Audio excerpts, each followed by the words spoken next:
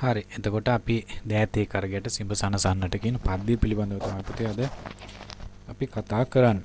එතකොට මා මුලින්ම මේ ඔයාලට මේකට එන්න කලින් මම දාලා තිබ්බා මේ මහගමසේකර මේ රචනා කරපු මේ දෑතේ කරගයට කියන පද්‍ය වර්තමානයේ මේ අපි කියන්නේ මේ රීමික්ස් කරා කියලා නේ.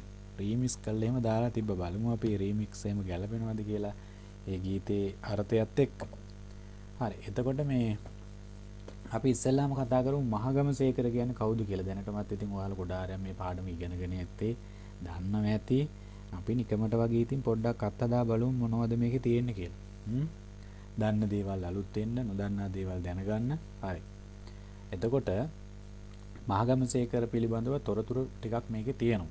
මේකේ තියෙන ටික එහෙම තිබුණාවේ අපි ඔයාලා දන්න ටිකක් ඔයාලා දන්න අපි අපේ අදහස් ටිකක් හුවමාරු කරගමු. හරිද? ඒක තමයි වඩා වැදගත්. ඒ නිසා මම ඔයාලට අවස්ථාව දෙනවා මහගමසේකර ගැන ඔයාලා මොනවද දන්නේ? එයා මොන වගේ කෙනෙක්ද? කවුරු හරි කෙනෙක් කියන්නකෝ බලන්න. අන්මියුට් කරන්න කියන්න. සියලුම දෙනාගේ දැනගැනීම පිණිස. පන්ති කාමරේ වගේ තමයි. කියන්නකෝ. මහගමසේකර කියන්නේ මොන වගේ කෙනෙක්ද? කවුද? කොහෙද? කින්ද බන්ද? ඔයාලා දැනට මොනවද දන්නේ? මහගමසේකර ගැන. සාමාන්‍ය මෙහෙමනේ අපි මහගමසේකර කියන චරිතය ගැන පුතේ දන්නේ දේවල් අඩු වෙන්න පුළුවන්. අන්න සාමාන්‍ය ටිකක් අර අපි දැනගෙන ඉන්න ඕනේ. මොකද අපි සිලබස් එකේ තියෙන එකක්.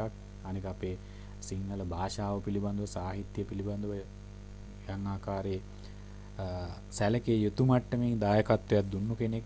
ඒ නිසා අපේ පිළිබඳව අවබෝධයක් තියෙන්න ඕන. මහගමසේකර කියන්නේ කවුද කියලා. ඔයාලගේ පොතේ තියෙනවා කිරිඳිවැල කියන ප්‍රදේශයේ තමයි රඳාවාන ගම්පියසේ මහගමසේකර ඉපදුනේ කියලා නේ. එතකොට මෙයා කවියෙක් බවට පත් වුණේ නැත්නම් සාහිත්‍ය රචකයෙක් බවට පත් වුණේ, නවකතාකරුවෙක් බවට පත් වුණේ, චිත්‍ර ශිල්පියෙක් බවට පත් වුණේ කොහොමද? ඒක තමයි ජීවිතේ ඌ ලැබපු අත්දැකීම. කලාකරුවෙක් කියනකොට කලාකරුවාට එක පැත්තක් නෙවෙයි ජීවිතේ තියෙන්නේ. කලාකරුවා ජීවිතේ හැම දෙයක්ම අසාමාන්‍ය විදියට විඳින කෙනෙක්. දුකක් වුණත් ඒ දුක විඳිනවා. ඒ කියන්නේ ඒක අවබෝධයෙන් විඳිනවා. ඒක අත්දැකීමක් කරගන්නවා. ඒක තනියෙන් විඳින්නේ නැහැ. ඒ විඳින දුක ඊට පස්සේ තව කෙනෙක්ගේ සාමූහිකව විඳ ගන්න සලස්වනවා. ඒ කියන්නේ තමන්ගේ නිර්මාණයක් කරා. ඒක තමයි කලාකරුවෙක්ගේ තියෙන විශ්මිත හැකියාව. හරිද? ඉතින් ඒ වගේ කෙනෙක් විදිහට වෘත්තීය ජීවිතය ආරම්භ කරන ගුරුවරයෙක් විදිහට. එහෙම ආරම්භ කරන වෘත්තීය ජීවිතය කතිකාචාර්යවරයෙක්, ගුවන් විදුලි ශිල්පියෙක්, පුවත්පත් කලාවේදියෙක් විදිහට ඉතින් තමන්ගේ ජීවිත මම්මාවතේ ඉදිරියට ගමන් කරනවා. දැන් මේ නිවාඩු කාලයේමත් ඔයාලටත් පුළුවන් භාෂාව පිළිබඳ යම් අධ්‍යයනයන් කරලා, විවිධ පරීක්ෂණයන් කරලා ඒ නිහඬ කාලය තමන්ට පුළුවන් නිර්මාණාත්මක අයුරින් යොදා ගන්න. හැම වෙලාවෙම අපි යම් තැනකට කොටු වෙලා සීමාව වෙලා ඉන්නවට වඩා අපි නිදහස්ව අපිට කැමැති පැත්තක ලෝකයේ නිදහස දකින්නත් උත්සුක වෙන්න ඕන.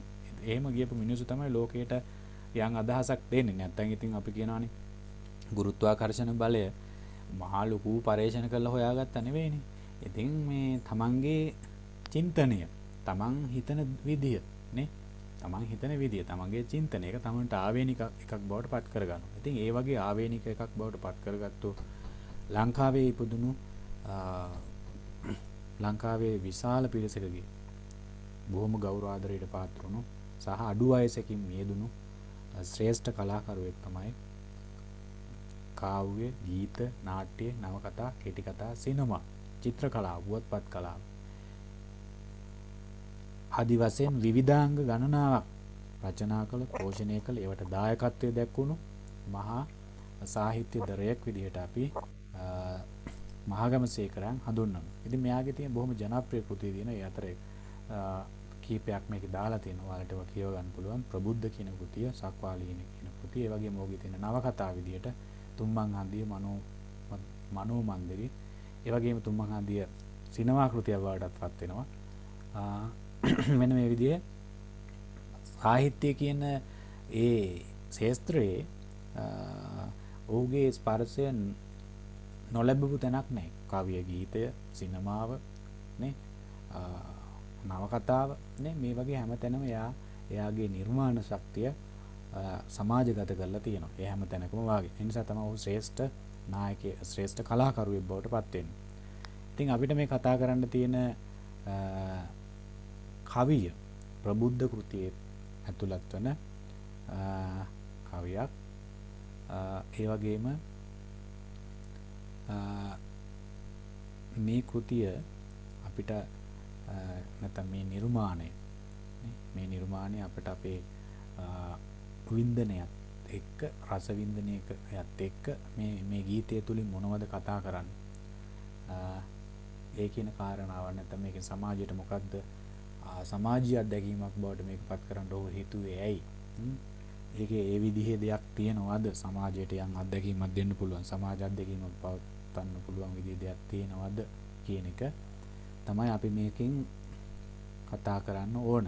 ඉතින් ඒ අතර ඔහු ලියපු තවත් වඩා ජනප්‍රිය රත්නදීප ජන්මභූමි ඇසේ මතුවන කඳුළු බිඳුගෙන පාළු අඳුරුන් නිල් අහස මමයි අන්න බලන් සඳ ඈත කඳු කරයි මාරනේ මේ බොහොම ජනප්‍රිය ගීත අපිට මතකයි මේවා.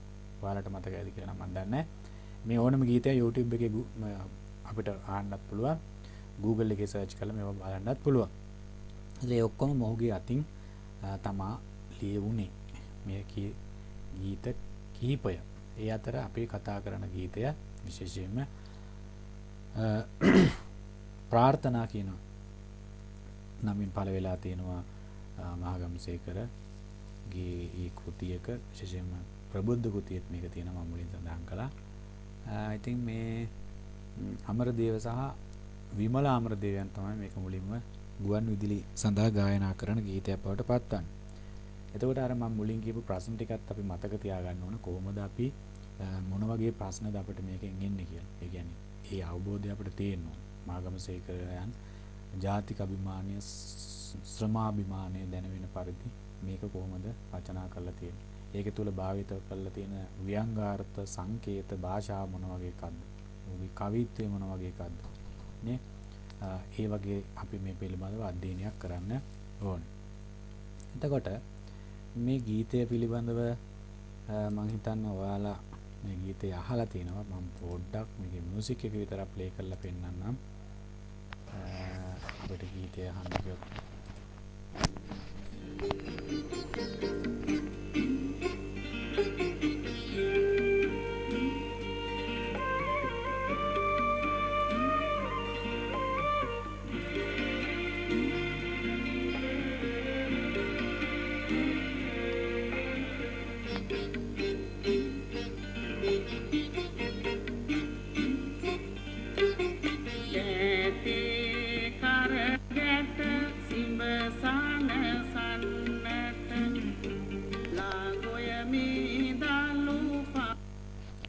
එතකොට ඒ විදිහෙන් අපිට අහන්න ලැබෙන මේ ගීතය අපි බලමු මොනවද මේ ගීතේ කතා කරලා තියෙන්නේ කියලා. අපිට වැදගත් වන්නේ ඒකනේ නේ. ගීත ඕනේ තරම් තියෙනවා. ඒ ගීතවල කියවෙන්නේ මොනවද කියන එකයි අපිට වැදගත් වෙන්නේ. චතුකත් ඇලින ගොඩ දවසකින් නේ. හරි අපි ධර්මයේම චතුක 20 වෙනි පාඩම මම හිතන්නේ කරන්න තියෙන්නේ. අභ්‍යාසයේම පොත බලද්දි තිබ්බේ නැත්තම් එහෙම පුතේ මේ මම ඒවට ආදරණීය විදිහට සලකනවා. ඒක මතක තියාගන්න. හරි. එතකොට මේ දෑතේ කරගෙට සිඹ සනසන්නට ලාගොය මේ දලු පවන් සලයි. දහදිය මුතු ඇට මල් වරුසාවි කරල් බරින් පීදී වැගිරේ. අතර මේක ඉතින් ලස්සන ගීතයක්. මෙතන සින්දු කියන්න පුළුවන් අය ඇති. කාටට හරි කියන්න පුළුවන් අවස්ථාව තියෙනවා. කියන්නකො කවුරු හරි. ගොඩක් අය ඉන්න එකේ කාට හරි කියන්න පුළුවන්. මම නම කියන්න ඕනේ අන්මියුට් කළා කිව්වා.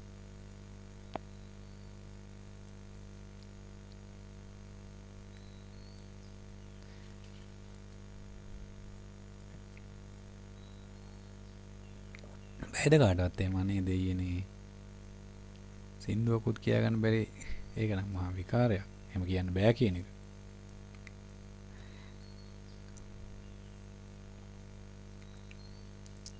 භාග්‍යා චමෝදි දිස්නා හංසිකා නතීෂා හරි කමන්නේ හැකියාව ප්‍රදර්ශනය කරන්න එපා. ඉතින් එහෙම සමාජගත වුණොත් හරි නෑනේ නේ අපල උපද්‍රවය තියෙන්න පුළුවන්. ආරක්ෂා කරගෙන තියාගන්න ඕනේ. හරි. එතකොට මේ දෑතේ කරගැට සිඹ සනසන්නට ලාගොයමි. ලාගොයමි දලු පවන්සලයි. දැන් මේ ගීතේ කියනකොටම තේරෙනවා අපිට මොකක් ගැනද මේ ගීතේ කියනෙම ඇත්තේ කියලා. නේ? දෑතේ කරගැට සිඹ සනසන්නට ලාගොයමි දලු පවන්සලයි. එහෙනම් දැන් දෑතේ කරගැට කියලා කතා කරනකොට මේක අනිවාර්යයෙන්ම මේ සාමාන්‍ය සමාජය තුළ වැඩ කරන මිනිස්සෙක් කියන කතන්දරයක්. නේ? දෑතේ කරගැටෙන්නේ නෑනේ වැඩ නොකරන මිනිසුන්ගේ. නේ? දැන් ඔයාගේ අත් දෙක ගත්තොත් මෙතන ඉන්න පිරිමි ළමයිගේ හෝ ගෑනු ළමයිගේ අත් දෙක බොහොම සුමටයි. හැබැයි ඔය අත් දෙකෙන්ම ගිහිල්ලා ඔයාලගේ අම්මගේ හරි අප්පච්චිගේ හරි අත ගෑවොත් එහෙම ඒක බොහොම ගොරෝසුයි. නේ? ඒ කියන්නේ මේ සාමාන්‍ය ජීවිත ගත කරන උදවිය ගැන රැකී ආරක්ෂා කරන්න ගිහිල්ලා එහෙම එන අයගේ එච්චරම නෑ. ඒත් ඉතින් ගෙදර වැඩ පොළ ටික කරනවනේ ඒත් එහෙම තමයි.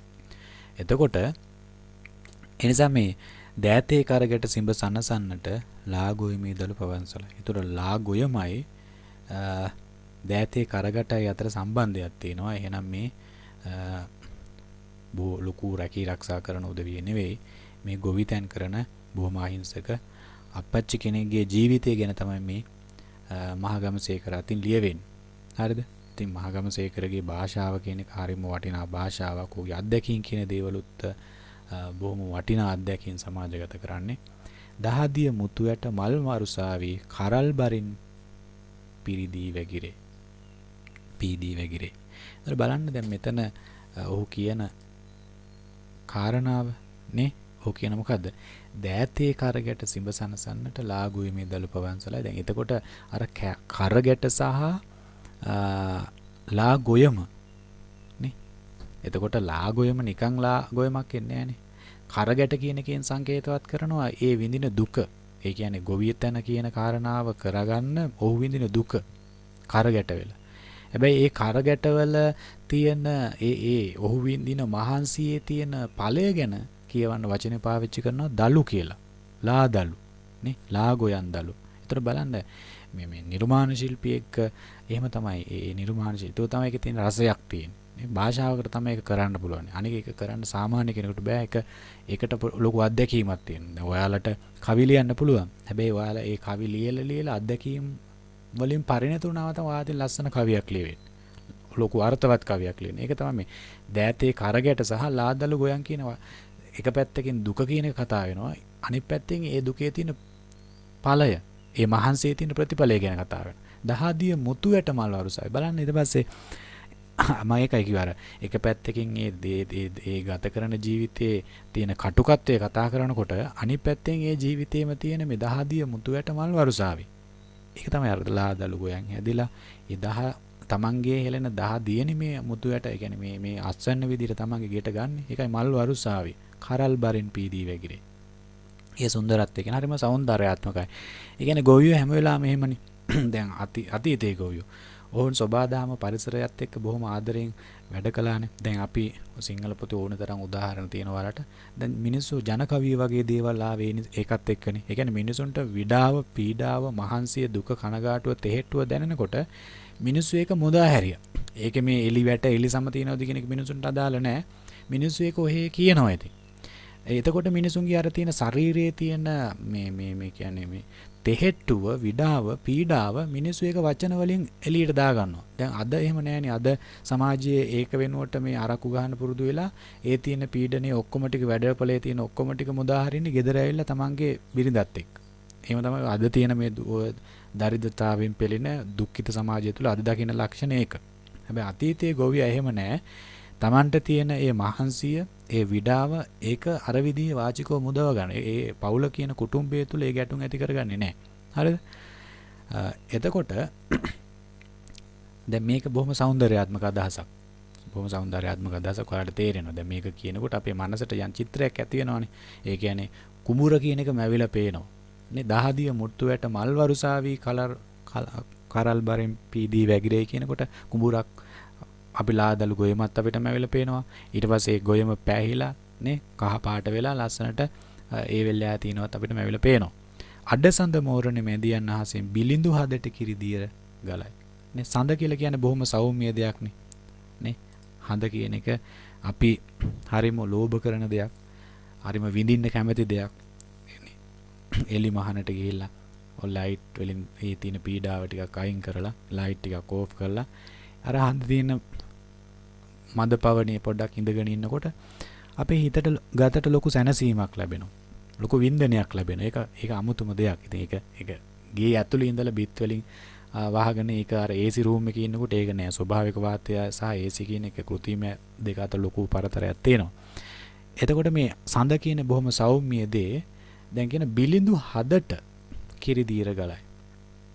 ඒ කියන්නේ මේ බිලිඳු හදට කියලා කියන්නේ ඇත්තටම සඳ කියන එක බොහොම సౌందర్యාත්මක දෙයක්. ඒකට මේ පටු අරමුණු නෑ. හැමෝටම හිරු සඳු දෙක හැමෝටම එක විදිහට වැටෙනවා.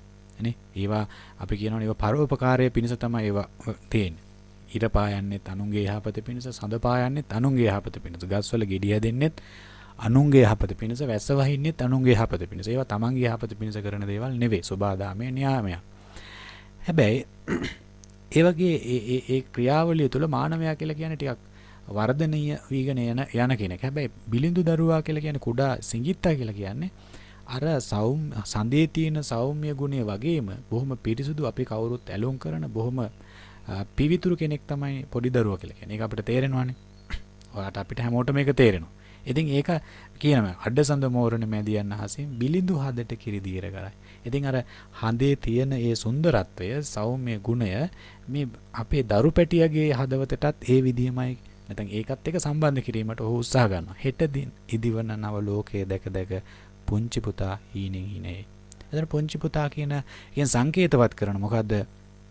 මේ අද මේ පොඩි පුංචි පුතා බොහොම පවිත්‍රව නිදාගෙන ඉන්න මේ පුංචි දරුවා මේ හඳේ තියෙන ආලෝකය මේ ලෝකයට දෙනවා වගේ මේ අනාගතය කියන එක මේ දරුවත් අනාගතයේ වැඩදායි ඵලදායි ශ්‍රේෂ්ඨ පුරවැසියෙක් වෙයි කියන එක ඔහු කියනවා. නේ? හෙට ඉදිවන නව ලෝකයේ දැක දැක පුංචි පුතා හීනෙන් හීනෙහි. ඒ කියන්නේ දැන් මේ හඳ කියන එක ඒකයි උපමා කරන්නේ. හඳ බොහොම පවිත්‍රයි හැමෝටම එක විදිහේ ඒකේ ඒ සුන්දරත්වයේ සෞම්‍ය ගුණය ඒ දෙන සේවාව සපයනවා. දරුවා කියලා කියන්නේත් බොහොම පවිත්‍රයි. ඔහු ඒ වින්දනය ඔහුට දැන් හඳෙන් ලැබෙනවා. ඉතින් ඒ ලැබෙනින් ගමන් ඔහු දැන් මේ හීන දැන් පුංචි එකෙක් බොහොමත් ඔයාලා දන්නවා. ඔයාලා අම්මලා නොවුනට ගෙදරවල වල පොඩියොන් ඉන්නකොට hina නිින්ද ගියාම ඔය පොඩියොන් hina වෙනවා. දඟලනවා hina වෙනවා. එහෙම. ඉතින් ඔය සමහර වීඩියෝ එකක් තියෙනවා YouTube එකේ. ඉතින් ඒකට දැන් මේ කවියා කියනවා මාගමසේකර කියන මේ hina වෙන්නේ මේ මෙන්න මේ අනාගතයේ දැක දැක. අනාගතය ගැන තමයි මේ hina වෙන්නේ. ඒ කියන්නේ අම්මා කෙනෙක් දරුවෙක් හදන්නේ, ඔයාලා දරුවෙක් හදන්නේ බලාපොරොත්තු තියාගෙන. ඒ දරුවා රටට ලෝකයට සේවය කරයි. ඔහු අපිවත් රැකගනි බලාපොරොත්තු තියෙනවා. අම්මා කෙනෙක් දරුවෙක් නිකම්ම හදන්නේ නැහනේ. නේ? Tamanට පුළුවන් සියල්ලම කැපකිරීම කළා බඩ කුසගිනි නිවල අධ්‍යාපනය ලබා දීලා ඔක්කොම ටික කළා. ඒ අම්මා බලාපොරොත්තු වෙන්නේ නැහැ ඒ දරුවා සමාජයට තවදුරටත් පාපකාරී පුජ්‍යලෙක් නැත්තම් මේ හිංසාකාරී මිනිස්සෙක් වෙයි කියලා. ඒ අනාගතය දකින්න දරුවෙක් හදනකොටම ඒ අම්මා. හරිද? ඊළඟට දහසක් වැව් බැඳි. දැන් මෙතන මේ රූපක වගේ දේවල් භාෂාවේ භාවිත වෙන දේවල්. හරිද? ඒතර ව්‍යංගාර්ථ වගේ දේවල්. අපේ ප්‍රශ්න ගැන මම කතා කළා. හරිද? ඒතර මේ ව්‍යංගාර්ථ වගේ දේවල් මේ පුතා කියන එකෙන් ව්‍යංගාර්ථවත් කරන අනාගත ලෝකේ අපි හදන්න යන දරුවා මොන වගේ කෙනෙක් වෙන්න ඕනද කියන එක හඳ සහ දරුවා කියන කතන්දර දෙක තුල අනාගතේ අපි හදන්න යන දේ ව්‍යංගයෙන් කියනවා. ඒක තමයි මම ඔය කිව්වේ. ව්‍යංගාර්ථය කියනකොට අපිට එතෙන්ද තියෙන්න ඕන. සංකේත භාවිතය කියනකොට හඳ සහ දරුවා කියන කතන්දරය දෙක එකට ගලපන්නේ සංකේත භාවිතය. ඒ වගේම දකින්නේ මොනවද? නේ? එන්නේ මේ මම මේ ඔක්කොම ටික එක තැනින් කියලා දෙන්නේ. ඒතර ඔයාලට ඒක අවබෝධ කරගන්න පුළුවන්. හරිද? සංකේත භාවිතයක් තමයි එතන කරන්නේ. ඒතර භාෂා භාවිතය කියන්නේ මම අර මුල එකේ ඉඳන්ම කතා කළා. දැන් මුල එකේ ඉඳන්ම මම කතා කළාගේ දෑතේ කරගැට කියනකොට එතන තියෙන ඒ භාෂා භාවිතයේ තියෙන ඒ ජීවිතයේ තියෙන ගැඹුර සහ කටුකත්වය කියන එක සාහිත්‍යය තුළ ඒක අනිත් පැත්තෙන් ඒ කවියම කියන ලාගෝයි මේ දලුපවංශලා කියන ඒ කියන්නේ කටුකත්වයයි සුන්දරත්වයයි දෙකම. ඒ කියන්නේ තමන්ගේ මහන්සියට තියෙන, ඒ කියන්නේ මිනිසුන්ගේ ශ්‍රමයට තියෙන වටිනාකමක්. ඒ ශ්‍රමයට තියෙන වටිනාකමම ඔහු කියනවා.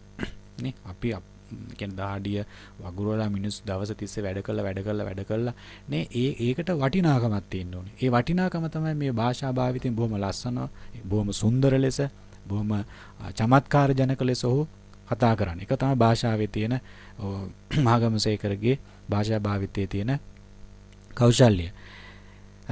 දහසක් වැව් බැඳි යෝධ මිනිස් කැල යලි ඉපදී ඇත මව්දෙරණේ. දහසක් වැව් බැඳි යෝධ මිනිස් කැල. එහෙනම් දැන් මෙතනින් කියන්නේ පුතේ දහසක් වැව් තියනවා කියලා කියන්නේ ඒක නිකන් මේ දැන් අපි කියනවනේ අපේ රට කුසිකර්මාන්ති රටක් කියලා. එතකොට මේ භූමි භාගය තුල දහසක් වැව් තියනවා කියලා කියන්නේ එතනින් සංකේතවත් කරනවානේ මේ රට බොහොම ශාස්ත්‍රීය රටක් කියලා. හැබැයි මේ දහසක් වැව් බැඳි යෝධ මිනිස් කැල. ඒ කියන්නේ මේ අතීතයේ කරපු දෙයක් ගැන මේ කියන්නේ. හැබැයි අතීතයේ මේ වැව් බැඳපු මිනිස්සු යලි ඉපදී ඇත මව්දෙරණේ. ආපහු මේ මිනිස්සු ඉපදිලා ඉන්නවා. හැබැයි මේ මිනිස්සු ඉපදිලා සේවයක් කරන්න ඕනේ. මේ මිනිස්සු ඉපදිලා මේ සමාජයට සේවයක් කරන්න ඕනේ. හරිද? ඒතර බලන්න මේ රටේ තියෙන ශාස්ත්‍රීයකත්වය, රටේ තිබුණු ශාස්ත්‍රීයකත්වය ගැන ඔහු කතා කරනවා. ඔහු ඒක පැහැදිලි කරනවා. දහසක් වැව් බැඳ යෝධ මිනිස් කැල යලි ඉපදී ඇත මව්දෙරණේ. සත්රුවණින් නව නිදහන් මතුවී පුතුගෙසිනාවෙනි ඔප වැටුනේ.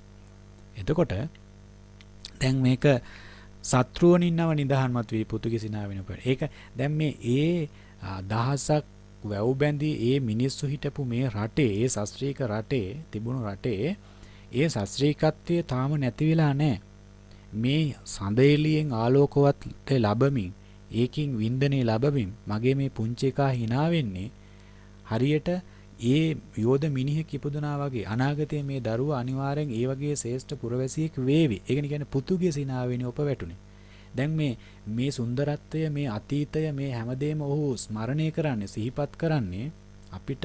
ඔහු නැත්තම් ඔහු නිර්මාණය කරන්නේ අර පුතාගේ නිදාගෙන ඉන්නකොට තියෙන මේ සිහිනෙන් යන හිනාවත් එක්කනේ නේ. දැන් සාමාන්‍යයෙන් අම්මා කෙනෙකුට මේ වගේ අදහසක් පහළ වෙන්නේ නැහනේ. අම්මා පුතා hina වෙනවා.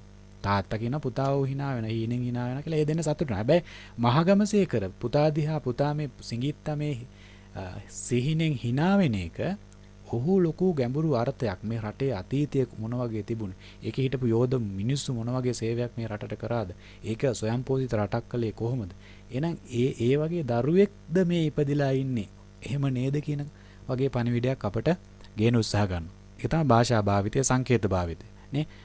ඒකයි කියන්නේ පුතුගේ සිනාවේ සංකේතවත් කරන. මොකද්ද? මේ අතීතයේ වැව් දහසක් බැඳපු යෝධයෙක් තමයි මේ ඉපදිලා ඉන්නේ කියලා. කවුද මේ කියන්නේ? මහගමසේකර. දැසේ කඳුලැලි පිසදා බලනෙමි හෙට හිරු එළියට වඩින දිනේ.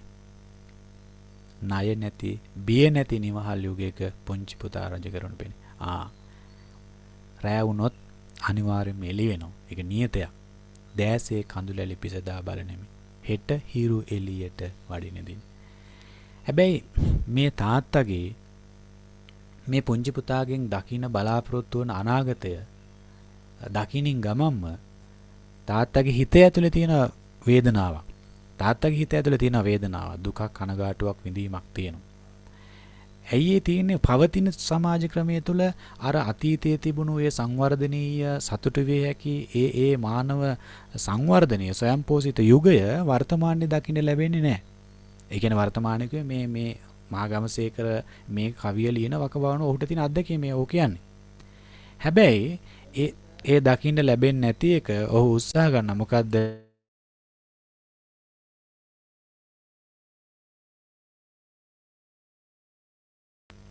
ඔහු උත්සාහ ගන්නවා තමන්ගේ පුතාගෙන් ඒක පේනවා කියලා. ඒ කියන්නේ ණය නැති, බිය නැති නිවහල් යුගයක පුංචි පුතා රජ කරනු පෙනේ. ණය නැති, ඒ වගේම බයක් නැති නිවහල් යුගයක පුංචි පුතා රජ කරාවේ කියන බලාපොරොත්තුව මේ තාත්තට තියෙනවා.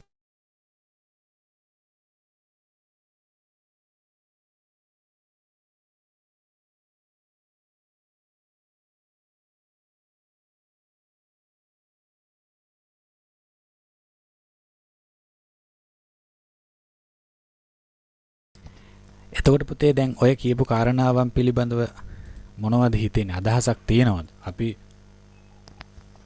කවියක් නිකන් අර මම මේ වෙනකොටම දාලා තිබ්බා වගේ නිකන් අර මොකකට වගේ දැන් ඒකේ ගහපු අර DJ කරලා මේ සින්දුව කියනකොට මේ නිදාගෙන ඉන්න පුතා ගැනනේ මේ කියන්නේ. එතකොට දැන් ඒ DJ පාරක් පුතාට ඇහෙනකොට පුතා මොකද කරන්නේ? එහෙම සතුටු වෙන්නේ නැහනේ. බොහොම යහපත් නිින්දකට වැටෙන්නේ නැහනේ. එතකොට මොකද කරන්නේ? පුතා ඒකට මේ අපිත් එහෙමනේ කවුද මට නිදා ගන්න දෙන්නේ නැති කියලා යහපත් වචනයකින් අපිට ආමන්ත්‍රණය කරන්න හිතනවානේ. නේ? ඉතින් ඒක නිසා අපි මේ තියෙන සුන්දරත්වයේ විඳින්න නම් ඒක තමයි මේ. දැන් අමරදේව මේ ගීතේ ගායනා කරන්න නිසා අමරදේව ඒකට අදාළ අර්ථකථනයක් ඒක තියෙන ඒ සුන්දරත්වය ආරක්ෂා කරගෙන. ඒ හැඟීම ඒ දරුවට උනත් ඒක විඳින්න පුළුවන් කියන ඒ විඳින්න පුළුවන් කියන ආකල්පය සමාජගත කරනවා. ඒකට භාවිත කරන ඒ කෝඩ් වලින්. හරිද?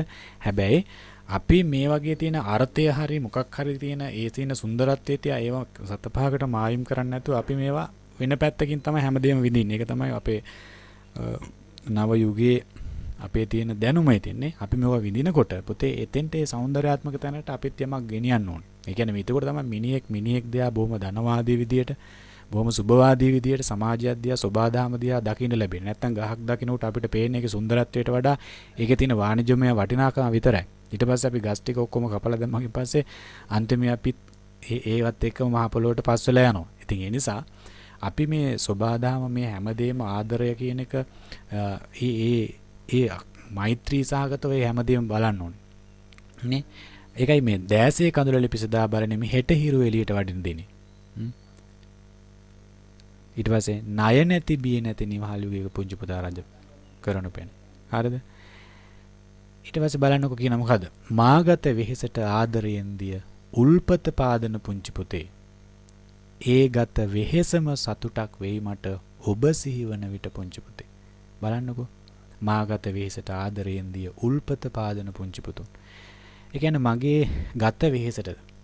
ඒ කියන්නේ මම අර කිව්වේ ඒකනේ අතීතයේ මිනිසුන්ට වේදනාව තෙහෙට්ටුව මේ මානසිකව දැනෙන ගත වෙහෙස මේ පීඩාව මේ ඔක්කොම දැනෙනකොට ඒ මිනිස්සු බොහොම ආදරෙන් ඒව නිවාගත්ත මේ පුංචි දරුවෝ දිහා බලලා අර ඒ ගමේ තිබුණු ඒ වැව්ස්මත් නැත්තම් ඒ වෙහෙර ළඟට ගිහිල්ලා එහෙම තමයි මිනිස්සු තමගේ ඒ වෙහෙස නිවාගත්තේ. ඒක ගෙදර ඇවිල්ලා අර පලිහක් කරගත්තේ නෑ තමගේ බිරිඳව. ඒ අතීතයේ තිබුණ එහෙම සංස්කෘතියක්.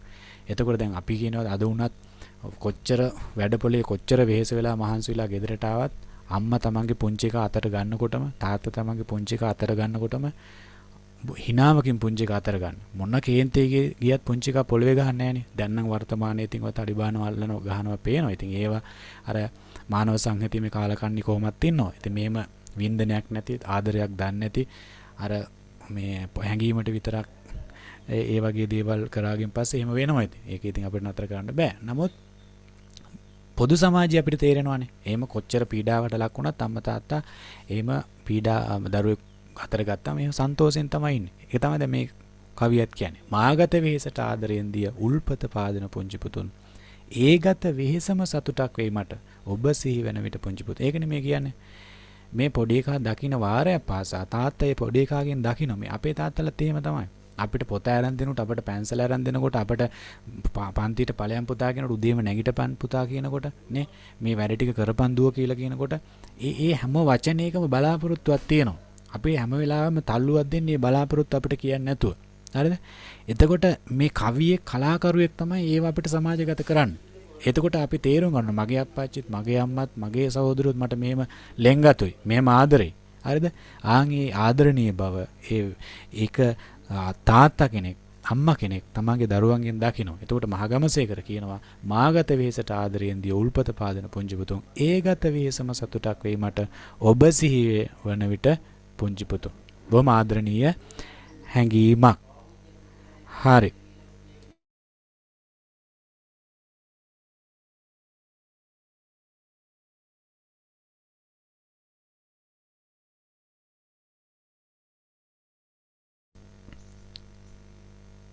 එතකොට 2500 වසරක් තිස්සේ මාදුටු සීනේ පුංචි පුතුන් ඔබහට ලෝකය ඉදිකර දීමිස යා නොහැකිය මට පුංචි පුතු. එතන මොකද්ද කියන්නේ? 2500 වසරක් තිස්සේ අවුරුදු 2500 වසරක් කියන්නේ මේ බෞද්ධ මුහුණුවරක් තුළනේ අපේ සංස්කෘතිය වර්ධනය වෙන්නේ. ඉතින් එච්චර කාලයක් පුරාවට මන් දැක්ක සිහිනයක්. මොකක්ද ඒ සිහිනය? ඔබහට ලෝකෙ ඉදි කර දීමෙස යා නොහැකි මට පුංචි. මේ අපේ රටේ තියෙන අභාග්‍ය සම්පන්න කාලයක් එක පැත්තකින් කියනවා. ඒ කියන්නේ අපි කොච්චර ආවත් යම් ආකාරයකට අපේ පිරිහීමක් තියෙනවා රට තුල. ඉතින් ඒකත් ඔහු කියනවානේ 2500 වසරක් තිස්සේ මාදුරු සීනිය පුංචි පුතු. ඉතින් මේ මහා යෝධ මිනිස්සු මේ රටේ ඉපදුනා. ඔහු මේ ඔක ස්වයංපෝෂිත රටක් බවට පත් කළා. හැබැයි ඒක දැන් යම් ආකාරයකින් නැතිවිලා යනවා. නැතිවිලා ගිහිලා තියෙනවා. ඒකයි කියන්නේ මාදුටු සීනිය පුංචි පුතු. මම ඒ අතීතය තුල තිබුණු ඒ විස්මයජනක දේ ඔබ නිර්මාණය කරાવી කියලා මගේ බලාපොරොත්තුවක් තියෙනවා. ඒ නිසා ඔබ හට ලෝකෙ ඉදි කර දීමිස යා නොහැකි මට පුංචි පුතු. මට ඔබට මේ ලෝකේ හදලා දෙන්නේ නැතුව පුතේ මට මෙතන යන්න බෑ. අන්න එහෙම දැන් එතන මේ ගීතය පුරාවට අන්න ඒ වගේ දෙයක් තමයි අපිට දකින්න ලැබෙන්නේ. එතකොට අපිට පුළුවන් පුතේ මේකේ තව ගොඩාක් ලොකු ගැඹුරු දේවල් මේකේ නෑ. මේක උපමා රූපක ටිකක් තියෙනවා. ව්‍යංගාර්ථය කියන එක මම මේ කියාගෙන ගියා. ඊට පස්සේ භාෂා භාවිතය කියන එකත් මම කියාගෙන ආවා. ඒ ව්‍යංගාර්ථය කොහොමද දනවන්නේ?